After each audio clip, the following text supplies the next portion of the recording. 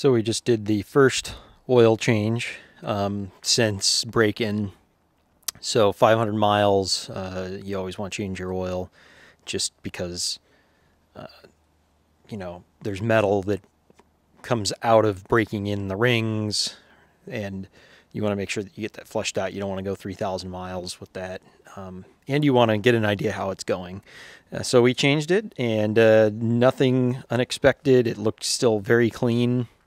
Nothing shiny in it. I could send it out for analysis, but I could just tell by looking at it. It's fine. And the car's running great. So that's done. Here's what's next. So we took it to Cars and Coffee this morning, and that was great. The car performed flawlessly. I'm going to do a little bit more suspension work to it, though. One of the problems with these cars, and I'm learning more and more, you know, if I just would listen to some folks, which I did, but probably didn't take it as seriously as I should have.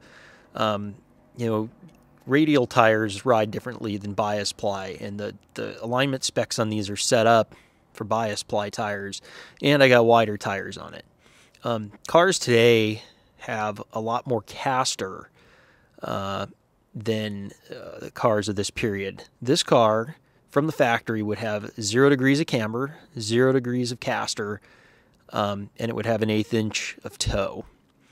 The common specs for these are, I believe, 2.5 to 3.5 degrees positive caster, and I'll explain what that is in a second. Camber, you know, that's up to the driver. Me, I think I'm probably going to leave this thing at 0 just because I want the tire wear to be even. But the more negative camber you add, the better it'll handle, but you're also risk wearing the insides of the tires out. And then 1/8 inch toe is just fine. So caster, and this is the order that you adjust them in: caster, camber, toe. Caster is in relationship to the spindle and the pivot points, which are the upper and lower control arm ball joints. It's either this or this. Okay, so this is positive caster, this is negative caster. Cars today have actually variable caster, depending on how the suspension is set up, which is kind of cool. Like I said, this is going to have 0 degrees caster, which it does right now. I am going to, because it's a power steering car, and you like that, I'll just point. It's a power steering car, so it should have anywhere from 2.5 to 2.5 to 4.5 degrees of positive caster. Okay, that will make the car do 2 things. It'll keep it from being squirrely when you brake really hard, which it is. It's a little bit squirrely when you brake hard. And it will also make it want to return, the steering wheel will return to center. Car's always going to want to go straight. For a manual steering car, I believe it's 2.5 to 3.5 degrees positive caster. The more caster you add to it, the harder it gets to turn. And if you got manual steering, it could be challenging. These specs are available on OpenTracker on John's website. That's who I bought the components for this. Like I said, camber I'm going to leave alone, toe I'm going to leave alone. Of course, the toe is going to be screwed up. I am going to align this myself this time. I bought the tools to do it. Alignment shops, they don't, you know, they know how to operate a machine. They don't even understand alignment, which, you know, it's not a ding on my local guy. It's just today's folks, you know, today's kids. You sound old. They don't know. Anyways, so what we have to do on these cars is change out the strut rods and the lower control arms in order to be able to put caster into it. It's fixed right now. Let me show you. This is the strut rod. I've replaced this with polyurethane bushings just because they were shot. Non-adjustable. There's a backstop over here. You compress it and you just leave it alone. It's preset caster. So I've ordered adjustable strut rods for it, and when you put adjustable strut rods in, when you pull this strut rod forward to get positive caster, because I'm going to pull that lower control arm forward to move the pivot point of the spindle. We want to move it forward. That way the weight of the car is centered behind the hub, not in line with it. In line with it is 0. We want it to be, for lack of better terms, pushing this wheel forward. We want to do it. It's got to be even on both sides, by the way. You got to set it the same. Otherwise, the car will go pull one way or the other. So we're going to replace these with adjustables, like I said. The lower control arm, because it's being pulled forward, it is going to bind there. So I'm going to replace the lower control arms again. You know, these were cheap anyways. Before I knew a whole lot about these cars, I should have done this in the beginning. The lower control arms that I bought from Open Tracker Racing have a spherical bearing at the pivot point right here.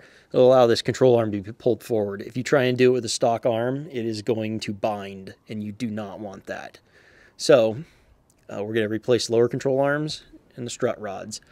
And then I'll go over how to use the alignment jig. I've never used one before, but I read up on it, and it clicks and makes sense in my head. So I got a pretty good idea how this is supposed to work. And the way that thing works is you actually measure camber turned one direction with the wheel, and then you turn it the other direction, you measure it again, and then you take that camber measurement and multiply it by 2, and that's your caster value. So don't worry about that right now. That's confusing. So anyways, we're going to go over all that. If you made it this far into the video, you'll get to see the rest of it.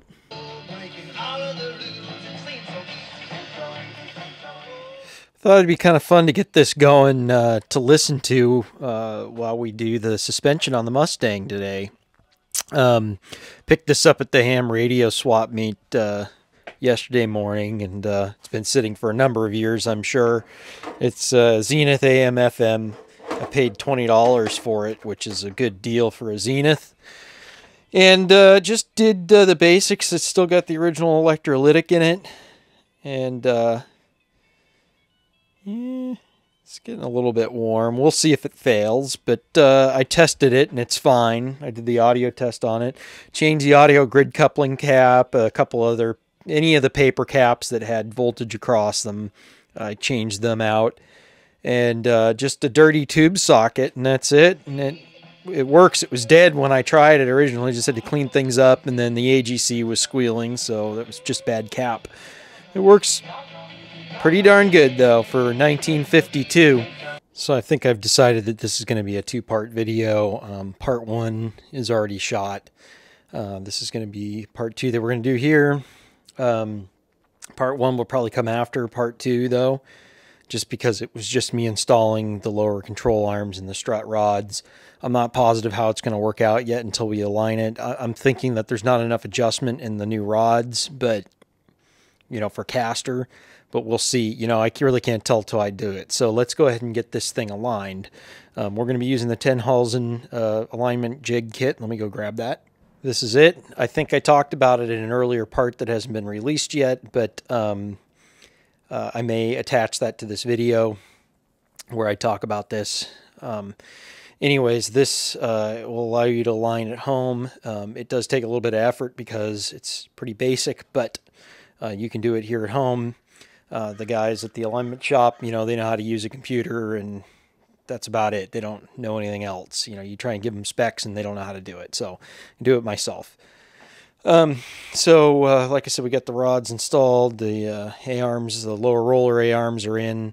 I scooted the car back and forth a couple of times just to get things leveled out, slammed on the brakes a couple times in and out of the garage just to get it to shake out a little bit. So we're good there. The car's sitting at ride height now. So let's go ahead and get started. We're going to do caster first. You do it in this order. You do caster, camber, toe. So I can already tell, I think looking at it, it looks like it's got more toe in, which means that we probably have more positive caster. So that's a good thing. So let's get the jig set up here, and I'll show you how to do that. Okay, so first step, we want to take the toe plate that doesn't have any other functions on it. When I say no other functions, I mean it doesn't have the camber and caster measurement jigs on them, which are these guys right here. Okay, I've got the instructions here too as a reference, just in case I make any mistakes. But so you want this plate not to be this one, because this is the one that you need to be able to view your 20 degrees plus minus 20 degrees. So the first step, 8 inches. You want to set the edge of this 8 inches away from the tire. It's got to be approximate. It's not exact, but it will give you an accurate measurement. And we want it parallel to the car. So make sure that you don't have the plate sitting like that. You want it parallel to the car. And it doesn't have to be perfect, you know, just relatively. So anyways, that's about right. So there's my 8 inches right there. Next, we're going to use this plate to measure the angle of the wheel, because we've got to turn the wheel, okay? Remember, your caster changes as it moves with camber. I think I explained that before in the beginning. You know what, I'm going to insert it. What I'm going to do is I'm going to insert it so you guys will see it. You'll see it prior to the introduction to this video. But anyways, what we want to do is, using this plate, you can see in their description here, we want to turn the wheel left and right, and we're going to flip this plate over, and that's going to be our plus minus 20 degrees, because the way that you measure your camber, or excuse me, your caster, and I explained this before, so I'll just do it real quick now. When you turn it this direction, it's going to have some angle to it. When you turn it the other direction, it's going to have some angle to it. If you have zero caster, your camber is not going to change, which is your caster measurement. It's not going to change at all, because there's no angle forward or back, right? So it's not going to tilt up this way and down this way. It'll just go straight back. It'll sweep back and forth, and that angle, your camber angle, will never ever change. Positive caster, you're going to get an angle downward that way and an angle upward that way. I'm exaggerating it quite a bit, but that's going to be what caster, that's how you're going to measure your caster. So we start with the 20 degree measurement. All right, so step one, we're 8 inches out. Okay, I don't want to confuse you guys with everything that I just talked about. But step one, we're 8 inches out. We've got the toe plate. Okay, next thing that we're going to want to do is turn the wheel 20 degrees inward. Excuse me, I've got this flipped over the wrong way. This is the front of the car. We want that wheel going that way. So 20 degrees, the way you get 20 degrees is this angle they put here. So when I turn this wheel, and I've already adjusted these, by the way, to fit on the inside of the wheel. It's very easy to adjust this slot right here. We want to turn the wheel. When I can see, when I rotate this and I can see the plate below parallel to this hole, then I know that I'm at 20 degrees. So let's go ahead and turn that wheel and get that at 20 degrees. All right, the wheel is turned. Okay, if I put the jig on here, now if I look straight down, what do you see? You see I'm pretty much parallel to the plate edge down there.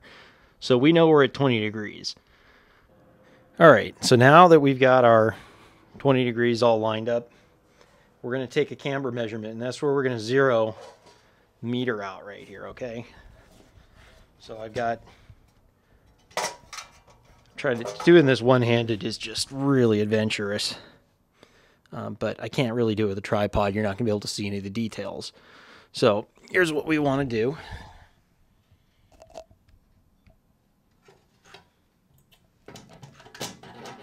We're going to zero this right here, okay? So you can see it's at like 0.4. It's got to be just relatively straight. It's not that critical. Okay, we're at like 0.3, 0.4. Okay, so I went ahead and zeroed it. I'm still in the same place. Now that I've zeroed it, do not turn this off. Just leave it on, because you'll lose your adjustment otherwise. Now I got to rotate the tire 40 degrees this way, so we want 20 degrees that way. So let me go ahead and do that. All right, we should be 20 degrees from center backwards now. Let's go ahead and line this up here, and we should have it pretty much in there. Yep, there we go. So I can see it down there. So that's good. Just make sure I got this as straight as possible. Yep. All right. So now, in theory, we're going to have a measurement here. And who knows how much it's going to be, but what we do is multiply that by 2, and that's going to give us our our camber, or caster. And as you can see, it's 0. So there's nothing. There's absolutely no caster in this now with the way that it's adjusted. So I need to pull the control arms forward, the lower control arms forward with the adjustment rods. Now, in the previous segment, in the previous video, I kind of got frustrated with it. But I think I'm kind of out of adjustment here is my problem. So I'm thinking, looking at this, I'm thinking that this rear nut needs to come off of here, but if you do that, what locks this rear nut? I don't know. Yeah, you know, it's hard. It's a Sunday. Otherwise, I'd call John over there at Open Tracker, and he would tell me, I'm sure, because he's the expert on this. But I'm pretty much out of adjustment here. I've got this nut all the way back. So do I take this nut off of here and then use it to pull the... use it so I can pull this forward? Maybe, you know, maybe that's what has to happen here. So I was looking at his pictures online of this, and he doesn't show this nut in the picture. He only shows this one, and this nut's got some serrations on the back of it. So what I'm thinking is when you torque this in here, I mean, you're not really torquing, you're just snugging it. Those serrations will grab this rear cup. So I think what needs to happen is, I'm not sure, and I can't call him today, like I said, but I think what needs to happen is this nut's got to come off of here to give me the adjustment that I need, which unfortunately means I got to pull the strut rods off the A-arms. It's not a big deal, the control arms. I'm going to pull them off, and I'm going to try that, because I think that this is meant as a stop. Like, I think if you set it up like this, this is stock, because it's... I landed them both about the same way at the same adjustment here all the way back, and they happen to be at 0 degrees caster. So that tells me that this is probably meant to be like a stock setup right here. So let me pull this off, and let me pull these nuts off of here, and we'll see if we can get some adjustment out of this thing. Okay, so we're going to take this nut off, and this is the nut that I'm talking about. It's got locking serrations on it down there. So we're going to leave this one here. We're going to take that one off. All right, this seems to make more sense to me. So we got all this extra adjustment now.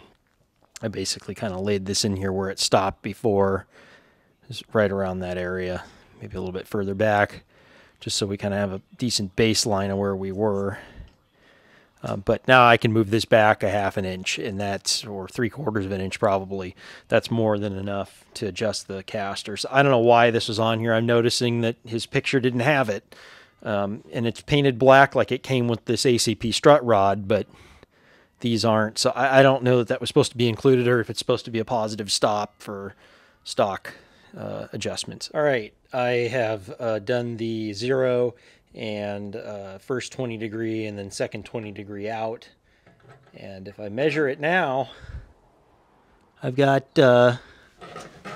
like 0.9. So that's good. So if I double that, that's what, 2 degrees of caster, right? Because you're supposed to multiply it by 2. So I'm getting somewhere now. Taking those nuts out definitely helped considerably. I should probably just focus on one side right now. I think that's probably the best thing to do. I'll get to the other side in a little bit, wherever I land here. I'd like to be about 3 to 3.5 degrees of caster.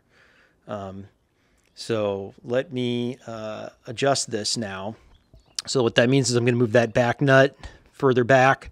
I'm going to tighten the front nut, going to tighten it up more to pull the strut arm forward to give me more positive caster. All right, so again, here's my first 20, pretty close. All right, at my first 20, I'm going to 0 it out. 0 it out. I'm going to flip this over. Okay. I'm going to turn the wheel out. Okay. There's my second 20 with the wheel out. Let's take a measurement. Measurement, multiply it by 2. So, as you can see, we've added more caster. 1.3, so that's 2.6. It's pretty good. I may adjust it just a little bit more. I'd like to get it to about, I think I'd settle for 1.5. I may just try this out, actually. It's about 1.25, right? 1.25, somewhere in there. This is a tolerance of 1/2 a degree all around. Anything that you measure on here is 1/2 degree. So that's pretty good there. I may just add just a little bit more here. All right, so I think that this is my 4th attempt here, and we're at 1.6. I'm going to call that good. That'll put me at 3.2. So 3.2 is perfect. That should be a good amount for this to start with. And, you know, maybe I'll get it professionally aligned at some point, but I'm going to leave it right here. So we're going to go to the other side now. We're going to do the same thing. We're going to get it at 1.6 measured, which is going to be 3.2. Now, the issue I'm noticing now with these tires that are on here, I'm going to have to roll the fenders because I've pulled it so far forward now, it's hitting the fender right there. So I'm going to roll these. I'm going to have to roll these tonight. I guess maybe my luck is changing, but this is the first time I measured the passenger side, and it's 1.6 on the nose. So, better go buy a lottery ticket. All right, on to setting or checking camber. This thing is actually really cool because what you do is you can, hopefully it's a frame. Let's see here. Yeah. Okay, so what you do is you want to get this about where your wheel is on the ground, and you flip over the angle meter, okay? And now I flipped it over and I'm measuring the ground that I'm on. I zero it, okay? Now when I take this out of here, flip the angle meter back over. Now it's on this plane, still zeroed, don't turn it off. Now I can measure it back over here. 0.65 positive. So I would like it to have 0 personally. Let me see. That'd be 0 there. So it's got a little bit of positive camber. For right now, I think I'm not going to mess with it.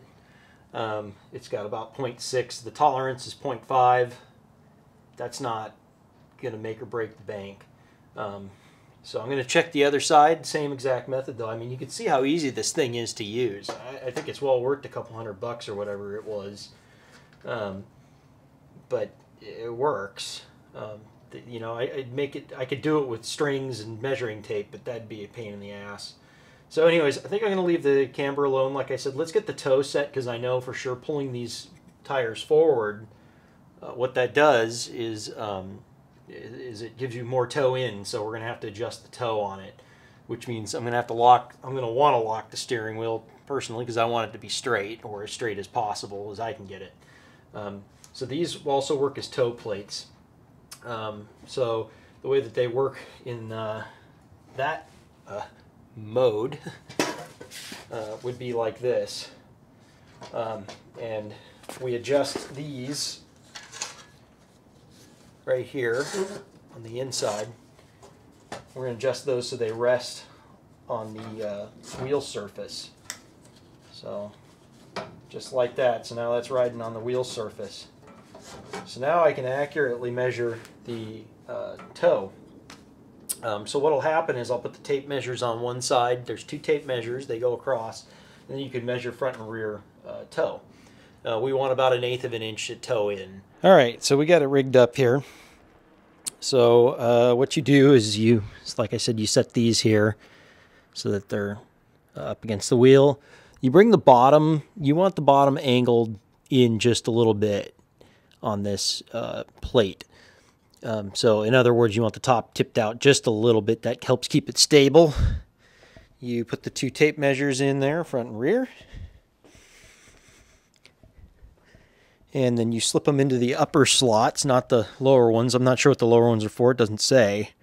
But he says to use it here. Or the manufacturer says to use it here. So I'm right at 69 in front. And if I check the rear, and they tell you to pull just a little bit of tension on it, I'm at 69.5, so I've got a ½ inch of toe, which I expected. So it's bigger in the front than it is in the rear. That means that the front is towed in. We want toe in, we just only want about 1/8 of an inch. So I'm going to strategically adjust. I'm going to adjust the tie rod sleeves. And I'm going to want to suck them in a little bit because that'll pull the wheels. That'll pull the wheels inward. Now, when I say you want to do this evenly, so I know I've got 3/8 too much toe, which means that's 6/16, right? If we break it down, which means I want to take 3/16 from either side. So I want to adjust it 3/16 and 3/16. Okay, just a quick lesson learned here. I think it's best to put the bottom of the plate up against the tire. It keeps it more stable. All right, didn't take much. So 68 3/8, 68.5. So that gives us 1/8 inch toe. I didn't have to move this one very much, I'll tell you. That's going to be close enough for government work. So let's get it locked down and take it for a drive. We're just taking it on a little test drive here, and it's pretty good. It could probably use a little bit more caster, but it's not bad. It's not bad. We'll see here. It'll return to center here pretty good.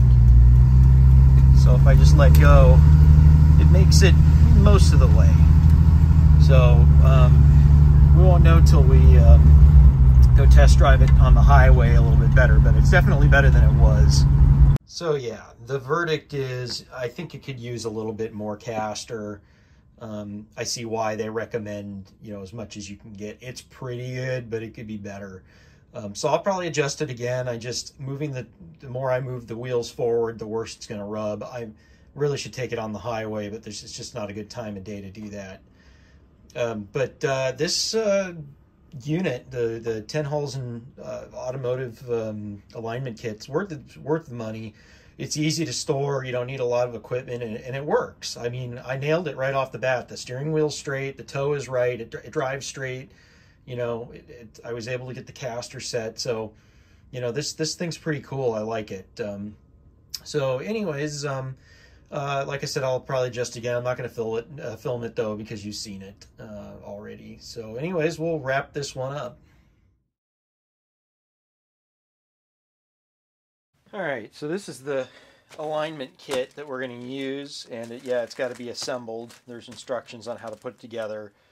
Now that I got a pretty good grasp on how the alignment process works, I totally get this thing, which is actually really kind of cool versus just following instructions and not totally understanding what it is they're telling you. So let's take a look at this. Let me get a knife and we'll crack this open.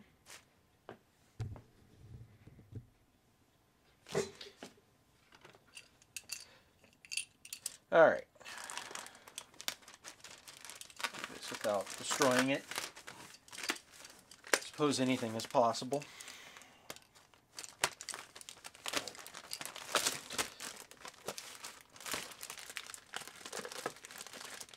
Let's see, how much tape have we got? We got a bit. All right. Tape. Card. Boy, nobody uses the term tape anymore. Hell, kids today probably don't even know what it means. I'm sure they don't. All right. Oh, look at that. They even gave me a little tube of super glue, and I know what that's for because I did already kind of pre-read these instructions. But that's funny, they actually gave me some.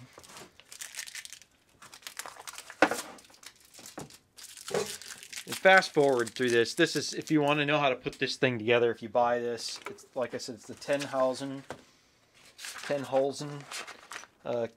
kit. It's available on Amazon, I think. Summit sells it as well. I ordered it from Amazon because it was $10 cheaper and the shipping was free. So Summit, it was $20. It would have been $20 more. I like buying my stuff from Summit and it gets here quick, but you know, it's 20 bucks, man. Money's important these days. I need that 20 bucks to buy a quarter gallon of gas. So this is the obviously the parts. They give you a conversion chart that's laminated, which is kind of nifty. So this will tell you, you know, if you're measuring in degrees, which you can if you want, or if you need to convert degrees into equivalent measurements, you can for setting your toe. So they give you this handy little card. I'll probably just tape it on here or something just so it doesn't get lost, because it will if I don't. And then these are the stops that go on here, and it's all adjustable. So let me get this stuff, let me get it all laid out, and we'll go through it. Okay, so they actually didn't include the instructions, so I'm having to look at it on my phone, which is taking longer because I can't see. Oh yeah, look at this. We are an American-run small business and here to help. Boy, you don't see that very often anymore. So I'm just going to go ahead and run through this. They've got instructions on their website, and they've got videos both. So why do I make a video of putting this together and you just go follow the manufacturer who actually knows what the hell they're doing instead of me who's reading you instructions? I'm sorry, I'm not going to read you guys a bedtime story. So we'll just, you know, do this and we'll make it fast.